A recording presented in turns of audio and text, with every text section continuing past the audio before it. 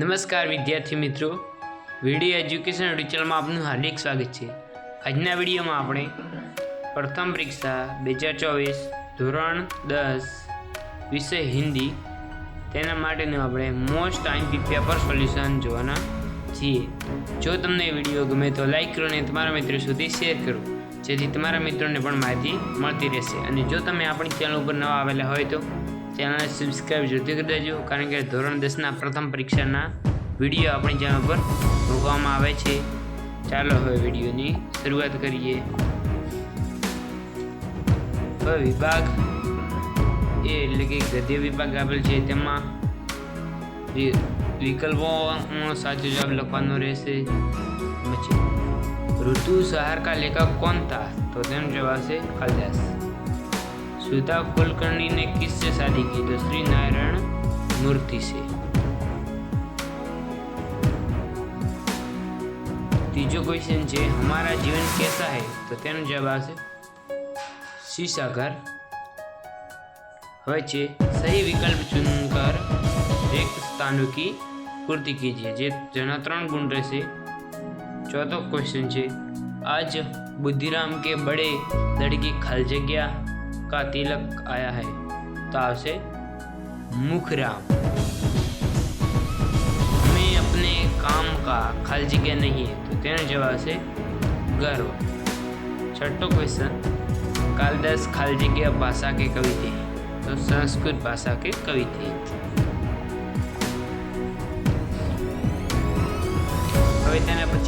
निम्नलिखित वाक्य में से सही वाक्यांश चुनकर पूरा वाक्य फिर से लिखिए, जेना गुण से 3।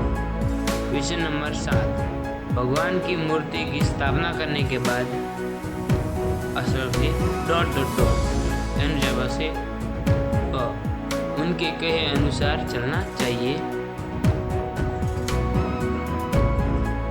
હવે 8मो क्वेश्चन है अंबिका के रुष्ट होने का कारण, तो जवाब से क। मल्लिका वर्षा में कालिदास के साथ थी। तो 9मो प्रश्न हमारा मार्ग कठिन अवश्य है, किंतु जवाब से એટલે કે चलना जरूरी है। तो અહીં તમને પ્રશ્ન આપેલ છે, નિમ્નલિખિત પ્રશ્નો के एक वाक्य में उत्तर લખવાના રહેશે, જેના ગુણ છે 2। किस खुशी में लाडली को नींद नहीं आती थी? तो आनो जवाब से बुढ़ी काकी को पूड़िया खिलाने के कारण से लाडली को नींद नहीं आई। दुनिया में सबसे बुद्धिमान कौन है? जो सबसे ज़्यादा खुश रहता है वो ही दुनिया में बुद्धिमान है। तेना पछी तमारे 2-3 वाक्य में उत्तर लखवाना रहेशे। ते प्रश्न आपेल छे 12ना अथवा 12मो प्रश्न आवशे। तेना पछी 4-5 वाक्य में उत्तर लखवाना रहेशे, कोई पण एक लखवानो रहेशे, जेना गुण 3 हशे। अहीं ते प्रश्न कया पाठनो छे ते लखेलो छे अने ते रीते તમે સોલ્વ પણ કરી શકો છો નોંધ કે ચોપડીમાંથી। હવે આશે સ્પષ્ટ કરવાના છે, તે આવેલ છે, તે પણ તમારે એક લખવાનો છે, જેના ગુણ 2 રહેશે, જે ચેપ્ટર 2 ને 6 માંથી આવેલ છે। હવે विभाग बी એટલે કે पद्य विभाग। निम्नलिखित प्रश्नों के नीचे दिए गए विकल्पों में से सही विकल्प चुनकर उत्तर लखवाना रहेशे, जेना गुण 3 हशे। 15मो क्वेश्चन है प्रभु जी स्वामी है तो भक्त क्या है? तो तेनो जवाब से ड એટલે કે दास। गोपी गले में खाली जगह की माला पहनना चाहती है, तो जेनो जवाब से ड એટલે કે गुंजे की माला पहनना चाहती है। एना पछी शांति निकेतन क्या है? तो एनो जवाब से ड एक तपोवन है। હવે છે સહી વિકલ્પ चुनकर रिक्त स्थानों की पूर्ति कीजिए।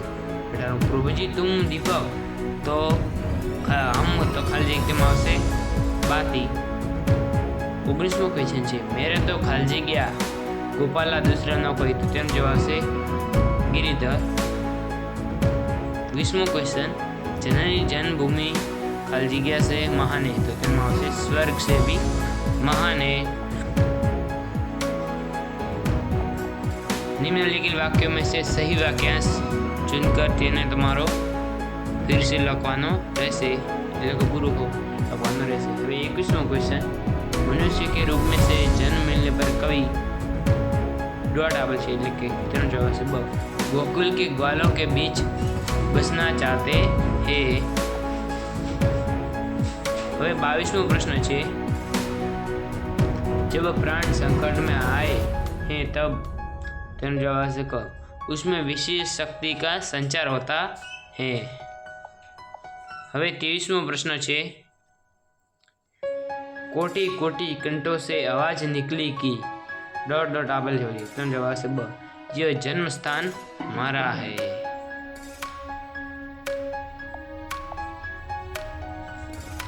तेना पछी आबल है, निम्नलिखित प्रश्नों के एक एक वाक्य में उत्तर लिखिए जेने गुण बे रहશે। सोने का महत्व कब बढ़ता है? तो सुहागा मिलता है तब सोने का महत्व बढ़ता है। वह 25वां क्वेश्चन, किसकी कृपा से मीरा ने राम रतन धन पाए? तो सदगुरु की कृपा से मीरा ने राम रतन धन पाया है।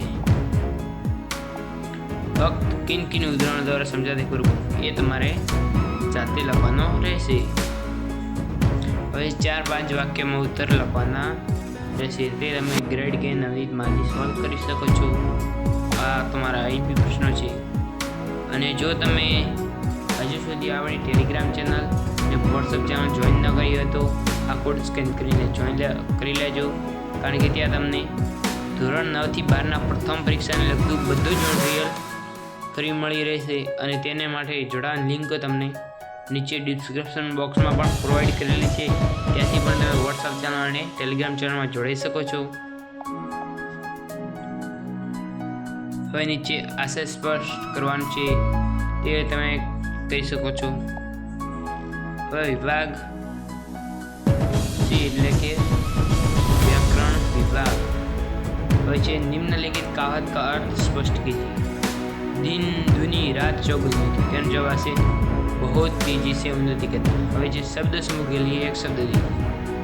कुल का नाश करने वाला तेनो जवाब है कुलनाशी। હવે સંધિ છોડીએ તો 31વાं ક્વેશ્ચન, પરીક્ષા તો ત્રણની સંધિ છોડવાની। परिवत्ता इच्छा, निम्नलिखित संधि को जोड़िए। परम वत्ता ईश्वर એટલે કે પરમેશ્વર। निम्नलिखित मुहावरे का अर्थ देकर वाक्य में प्रयोग करें। ना कटवाना तो इज्जत को दान। पुत्र ने अपनी माँ को गालियाँ दी तो समाज ने उसकी नाक कटा दी गई। હવે છે निम्नलिखित शब्दों का विरुद्ध शब्द लखवाना રહેશે। હવે 34वां क्वेश्चन, स्वामी तो सेवा થશે। 35वां क्वेश्चन, विष तो मृत થશે। હવે છે નિમ્ન શબ્દના તમારે પર્યાયવાચી એટલે કે સમાનાર્થી લખવાનું રહેશે। 36वां क्वेश्चन, वर्षा तो તેનો જવાબ આવશે બારિશ। હવે 37वां क्वेश्चन, वाटिका तो उद्यान। તેના પછી આવેલ છે निम्नलिखित शब्दों की भाववाचक संज्ञा लिखिए। 38वां क्वेश्चन, व्यस्त तो व्यस्तता। 39वां प्रश्न, नेता तो नेतृत्व। निम्नलिखित शब्दों की कर्तृवाचक संज्ञा लिखिए। 40वां क्वेश्चन, बजाना तो वादक ने गारू तो गवारा। निम्नलिखित शब्दों की संज्ञा लिखिए।